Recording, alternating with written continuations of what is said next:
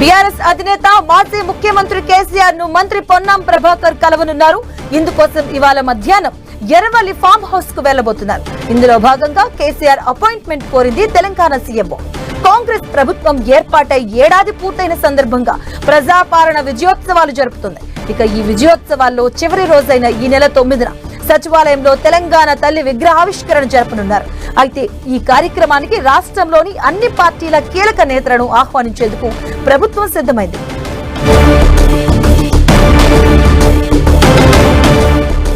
ఇందులో భాగంగా రాష్ట్రంలోని ప్రధాన ప్రతిపక్షం బీఆర్ఎస్ పార్టీ అధినేత కేసీఆర్ ను విగ్రహావిష్కరణ కార్యక్రమానికి ఆహ్వానించబోతుంది.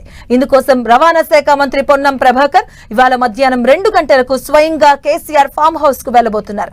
ఎల్లుండి జరిగే తెలంగాణ తల్లి విగ్రహావిష్కరణకు రావాల్సిందిగా ఆహ్వానం పలకబోతున్నారు. కేసీఆర్ తో పాటు కేంద్ర మంత్రులు కిషన్ రెడ్డి, బండి సంజయ్ కి కూడా పొన్నం ప్రభాకర్ ఆహ్వానాలు అందించనున్నారు.